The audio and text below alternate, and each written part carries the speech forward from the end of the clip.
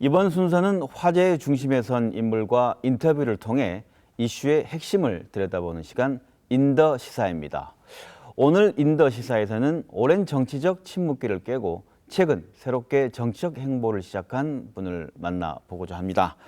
전 새누리당 당대표였죠. 그리고 현재는 무소속으로 활동 중인 이정현 의원 모셨습니다. 안녕하십니까? 안녕하십니까?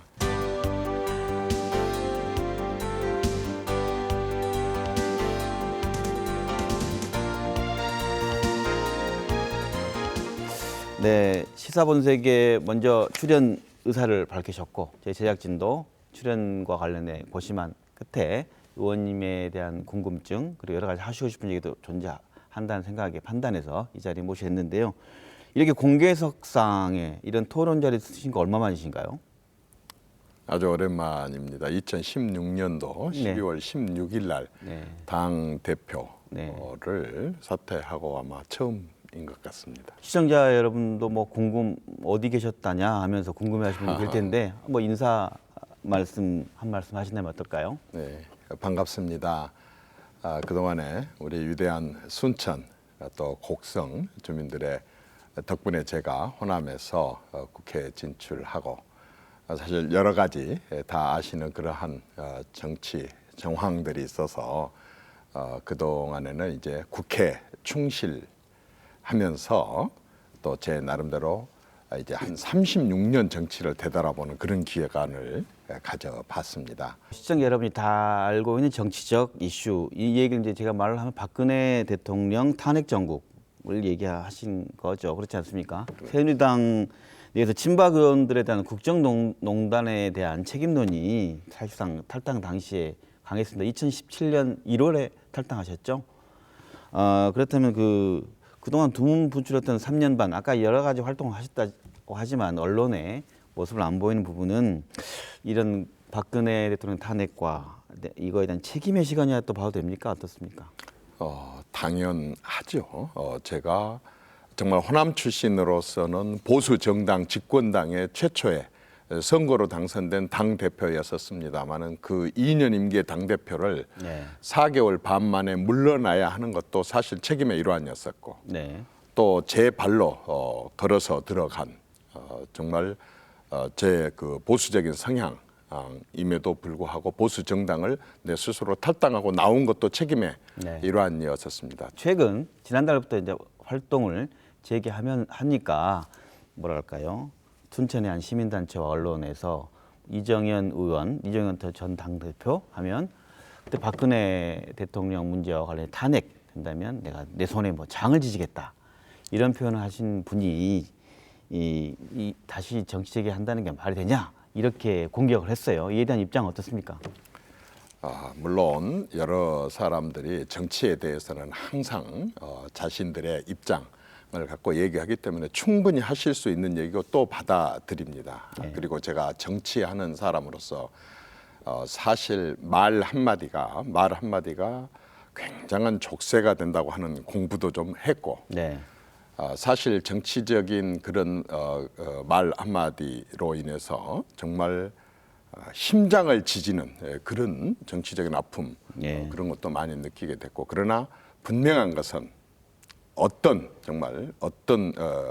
정치적인 발언으로 인해서 또 공격도 할 수도 있고 당할 수도 있겠지만은 저는 말 한마디가 정말 중요하다, 소중하고 신중하게 해야 된다는 그런 보약을 먹었다 이렇게 생각을 합니다. 지금 최근 신당 창당이라는 이슈를 들고 나오셨어요. 재개하시면서 그래서 미래를 생각하는 모임 기존 정당과 다른 점 어떤 게 있습니까? 이 산업화 세력들하고 소위 말하자면 민주화 운동 세력들하고 이 시대 과제가 산업화도 민주화도 어느 정도 이루어졌다고 봅니다. 지금은 4차 산업혁명 시대입니다. 모든 상황이 다 바뀌었고 이제는 정말로 전문가들이 특히 현장 경험 있는 전문가들이 두 번째는 정말 미래 세대들이 아주 미래지향적인 사고방식을 갖고 미래 스스로의 문제들에 대해서 걱정하는 미래 세대들이 세 번째는 정말 다양한 분야의 사람들이 참여하는 그런 정치가 꼭 필요하다고 보고 그래서 저는 새로운 정치 세력화를 해야 된다고 보고 이 정치 세력화에 제가 서포터가 되겠다 그 말입니다. 제 자신이 새로운 정치 세력은 아니죠. 그러나 내가 36년 동안 밑바닥에서부터 지켜봤었던 대한민국 정치를 근본적으로 바꿀 수 있는 방법은 정치를 새롭게 세력화하는 길밖에 없겠다. 그 생각을 갖고 시작을 했습니다. 네, 알겠습니다. 그럼 우리가 정치라는 게 통상 신당 창당을 하면 또 몸집을 키워 어떤 큰 당, 어머니 당과 합당하는, 모당과 합당하는 그런 절차를 밟은 경우가 많은데 의원님 계획은 어떻습니까? 저는 통합에 대해서 생각을 해본 적이 없고요. 그렇게 된다면 상한 건더기가 다시 들어오게 되면은 그 국은 다시 상하게 됩니다. 국 안에 있는 건더기가 상해 있는데 건더기가 상해 있는데 국물만 물갈이만 해갖고는 안 된다. 그래서 저는 이번에 21세기에 치러지는 이 21대 선거에서 국그릇을 통째로 가야 된다.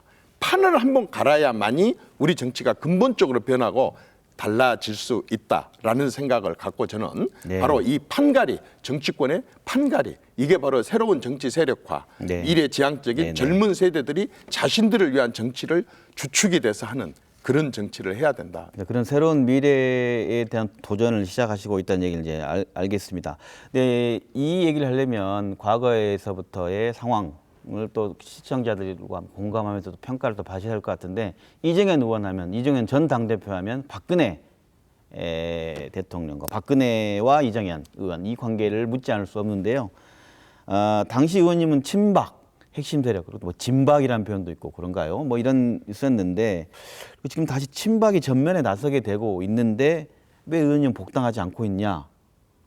자한당에 이런 질문을 받으시면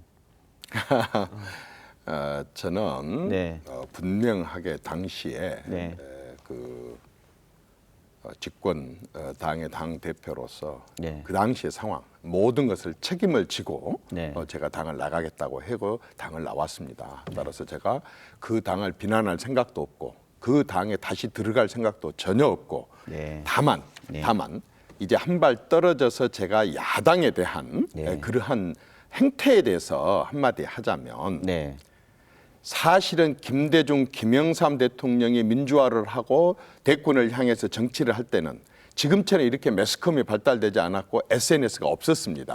대규모 집회를 해야만이 사람들이 그저 관심을 갖고 언론에 한두 줄 써줄 정도였습니다. 그렇게 국민들에게 알렸습니다. 그러나 지금 요 시점에서 정치인들은 자신들의 입장을 얘기만 하면 1초 뒤에 전 국민 5천만 명이 다 볼 수 있는 시스템입니다. 그렇다고 한다면 아까처럼 장애 집회다 또는 의회 보이콧이다 또 그 단식이다 이런 것은 사실은 시위거든요. 데몬스트레이션이거든요. 안 보니까 보게 하고 모르니까 알게 하기 위해서 하는 건데 이 김대중 김영삼식 정치 70년대 80년대 정치는 2019년 지금 시점에서 저는 야당이 택할 수 있는 효율적인 방법은 아니라고 생각을 하고 그래서 저는 물갈이를 하고 물갈이 가지고 안 되고 판갈이를 하자고 하는 또 새로운 정치 세력을 형성해야만이 대한민국 정치가 바꿀 수 있겠다. 그런 얘기를 하는 것입니다. 광화문 집회에서 박근혜 대통령 사면을 주장하고 있습니다. 알고 계시죠? 그리고 자유한국당은 보수 세력 집계를 고민하고 있고 그래서 의원님 보시기에 자한당 이번 총선을 기점으로 박근혜 사면 복권을 공익적 노선으로 택할 것이라고 보십니까? 어떻습니까? 박근혜 대통령 문제 또 사면 문제 이런 부분들은 정치적으로 이용할 수 있는 문제가 아니라고 생각합니다. 이것은 역사적인 사건이 될 것이고 이 부분에 대한 평가나 또 진행이나 이런 것은 어느 한쪽이 아니고 훗날 반드시 역사들이 평가를 할 것으로 저는 보여지기 때문에 사적으로 개인적인 제가 생각이 왜 없겠습니까? 사적으로 말씀드리지 않겠습니다.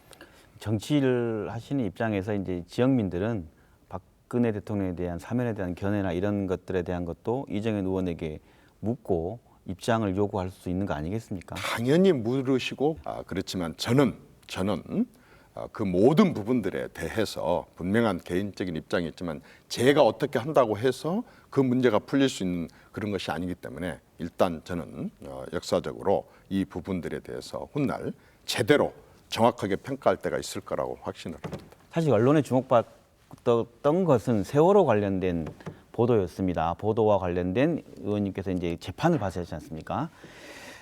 대부분 최종 판단을 현재 기다리고 있는 상황이시죠. 2014년 4월 KBS의 보도 자제를 요청하고 그리고 개입한 혐의를 1심에서는 징역형을, 요 항소심에서는 벌금형을 받으셨고 지금 상고하셨죠? 상고하셨다는 건 무죄를 주장하시는 겁니까? 어떻습니까? 당연히 저는 무죄를 주장하고 있습니다. 그러나 이 사안은 재판에 관한 사안입니다. 네. 지금 우리 사회자도 저도 재판관이 아닙니다. 그리고 국민들도 재판관이 아닙니다. 대한민국은 당연히 법치국가고 사법부가 있고 사법부가 판단할 일에 대해서 제가 지금 당사자로서 이렇게 저렇게 얘기한 것은 결례이기 때문에 말을 안 합니다만은 저는 당사자이고 32년 만에 말하자면 언론에 담당하는 홍보 책임자가 이런 뉴스를 좀 잘 내줬으면 좋겠습니다. 이런 뉴스는 잘못됐습니까? 바로 잡아주십시오라는 얘기를 해갖고 벌금형 이상의 형을 받은 게 제가 최초입니다. 32년 동안에 한 사람도 없이 제가 받았습니다. 그렇죠. 저는 뉴스가 나간 뒤에 이 뉴스를 아까 우리가 이렇게 낮에 해명을 했고 여러 가지 해명을 했는데 중립적으로라도 이 해명한 내용이라도 보도를 해줘야 되는데 어떻게 이렇게 보도를 안 해줬느냐라고 뉴스가 나간 뒤에 뉴스의 기사의 한 부분을 얘기를 한 것입니다. 그래서 저는 정말로 언론의 자유는 반드시 보장되고 어떤 권력적 간섭이나 개입을 해서는 안 된다고 봅니다. 그러나 언론에도 분명한 책임이 있습니다. 그렇게 언론의 자유를 보장받으려고 한다면 반드시 진실을 보도해야 됩니다. 언론이니까 사실이 아닌 것을 보도하거나 억울한 걸 보도해놓고도 항의도 못하게 한다고 한다면 그건 언론의 자유가 아니라고 생각합니다. 네, 알겠습니다. 이제 대법원의 최종 판결은 두고 봐야겠습니다. 근데 세월호 관련한 언론 외압 의혹만으로 충분히 또 상처 입으신 세월호 유가족들 있지 않습니까? 실망하신 또 국민도 있고 이에 대해 한 말씀 하신다면 어떨까요? 이후 여하를 막론하고 어쨌든 그 세월호와 관련한 여러 가지 가정의 아픔을 겪은 분들에게 무조건 국민의 일원으로서 또는 당시의 집권 세력의 일원으로서 정말 죄송하고 위로의 말씀을 드리고 싶습니다. 그리고 또 설령 지금 재판을 받고 있습니다마는 그동안에 제가 정치를 하면서도 절대적으로 중요한 게 언론은 자유를 보장받아야 되고 또 보호를 받아야 된다. 권력으로부터라고 하는 생각을 갖고 있기 때문에 어쨌든 이후 여하를 막론하고 마음의 상처를 입었었던 언론인들에게도 저는 정말 진심을 다해서 사과를 하고 싶습니다. 아까 신당 미래 세력의 서포터 지원자가 되겠다 말씀하셨고 지원자. 그렇지만 현재 현역 의원이시기 때문에 내년 총선 도전하신다면 사선 맞으시죠? 사선 도전하시는 것 같은데 내년 총선에 대한 얘기, 본인 얘기를 좀 듣고 싶습니다. 어떻게 되신 겁니까?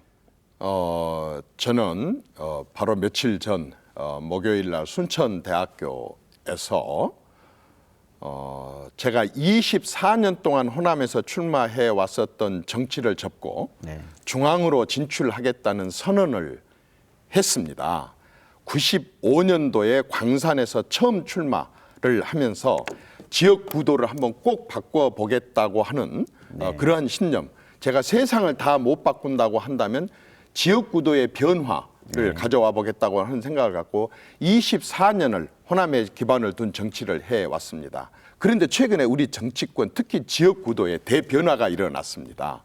순천에서 최초로 정말 저를 그 새누리당 후보였던 저를 받아주는데 바로 그 다음에 치러진 20대 총선에서 대구, 부산, 경남, 울산에서 무려 비새누리당 출신이 17명이 당선이 됐습니다. 그중에서 민주당, 정의당, 민주당 성향의 의원들이 무려 14명이 당선됐고 지난번 지방선거 때는 부산시장, 울산시장, 경남 도지사가 비한국당 사람들이 당선될 정도로 경상도에 이 지역구도의 대변화가 일어났습니다. 그런데 경상도만 일어났느냐?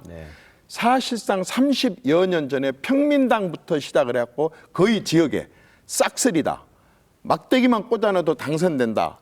공천만 받아오면 누구든지 당선된다라고 했었던 그 정당이 지금 우리 호남에서도 5% 6% 지지율도 못 받고 있고 전국적으로는 1.7% 지지를 받을 수 있을 정도로 호남에 기반한 정당도 이제 완전히 와해가 됐습니다. 네. 저는 바로 이러한 점들이 지역 구도에 대변화가 생겼다 생각을 하고 네. 이제 그렇다고 한다면 24년 동안 호남에서 해왔었던 제 정치를 이제 접고 중앙 정치 무대로 다시 진출을 해서 아까도 늘 말씀드렸던 새로운 정치 세력화, 대한민국의 정치를 뿌리채 근본체 한번 갈아엎는 일에 또 남은 제 정치적인 여정과 그리고 열정을 한번 쏟아 부어보고 싶습니다. 저희 프로그램에 나와서 지금 향후 진로를 처음으로 좀 말씀해 주시는 건데 지금 지난 19대 총선에서 광주 서구을에 출마에 낙선하셨지만 그때 39.7%라는 아주 경이적인 그 보수 정당, 그때 당시 정당이 한나라당이었습니까?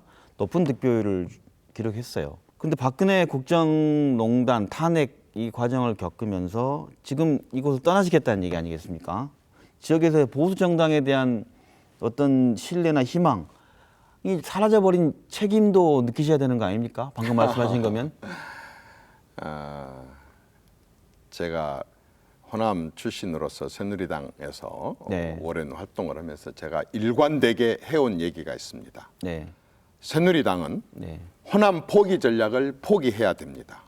호남에서 우리는 후보도 낼 수 없고 후보를 내게 된다고 한다면 득표율도 낮고 이 얘기를 다른 지역에서 하게 되면 그 자체가 선거운동이고 그 자체가 다른 지역에 결집을 시키는 효과를 냈습니다. 네. 저는 그 부분에 대해서 대단히 부끄럽게 생각을 했었었고 이 좁은 국토 대한민국에서 집권 세력이 되겠다는 사람들이 어느 한 지역을 또 어느 한 지역민들을 포기하는 전략을 갖는다고 하는 것은 정말 창피하고 부끄럽고 집권할 자격이 없는 것이다 라는 얘기를 일관되게 해왔었고 그래서 그 말을 뒷받침하고 실천하기 위해서 저는 당선 가능성이 항상 0%였었고 순천에서 당선될 때만 하더라도 제가 처음 왔을 때 5.4%가 제 지지율이었었습니다. 제가 온 몸을 던져서 이 지역구도를 깨려고 했고 내가 고향이 좋아서 내 고향 호남이 좋아서 내 나름대로의 정열을 쏟고 정말 미치도록 일해보고 싶고 호남 예산 지킴이가 되고 싶었던 것은 사실이지만 제가 혼자서 이 말하자면 지역구도를 바꾼다든지 또 호남에 대한 차별을 없앤다든지 호남 포기 전략을 포기하게 할 수는 없습니다. 저는 아주 중요한 얘기를 좀 하고 싶습니다. 이제는 보수다. 진보다 하는 정치를 하는 시대가 지났습니다. 저는 이제 대한민국에 민주화를 했었던 김대중 대통령의 사진과 산업화를 했었던 박정희 대통령의 사진이 어느 한 정당 사무실에 함께 걸려서 우리의 선배들이 이렇게 산업화와 민주화를 이뤄놨기 때문에 오늘날 우리가 이런 풍요를 누릴 수 있고 이런 자유를 누릴 수 있다. 그래서 이제 우리는 이 선배들이 이루는 토대 위에 새로운 더 큰 발전을 위한 방향으로 나가자고 얘기하는 정당이 나와야 되고 저는 그런 정당을 지향을 하고 있습니다. 오늘 이 어려운 자리에 나오셨는데 마지막으로 뭐랄까요? 지역민들에게 또 이 새로운 정치 무대를 또 시작하시겠다고 했으니까 하고 싶은 말씀, 당부드리고 싶은 말씀 한번 해주시죠. 너무도 정말 사랑하고 존경하고 좋아하는 우리 광주 시민, 전남 도민 여러분들 덕분에 제가 있습니다. 사실은 호남에서 저에게 성원해주고 지지를 해주셨기 때문에 시골에 계신 곡성에 계신 우리 어머니는 나를 낳아준 어머니셨다고 한다면 여러분들은 정치적으로 저를 키워준 어머니이십니다. 나름대로 중심을 잡고 또 바른 길을 가려고 노력을 했습니다. 이제 제가 정치를 하면 얼마나 하겠습니까? 밑바닥에서부터 쭉 체험하고 쌓아온 이 경험과 경륜을 살려서 정말로 호남 사람과 호남이 제대로 대접을 받을 수 있는 나라, 그리고 이 나라가 정말로 우리 말고 우리 미래 세대들을 위한 그러한 정치와 준비와 대비를 하는 그러한 정치, 그러한 새로운 정치 세력을 꼭 만들어서 보답해 드리고 싶습니다. 감사합니다.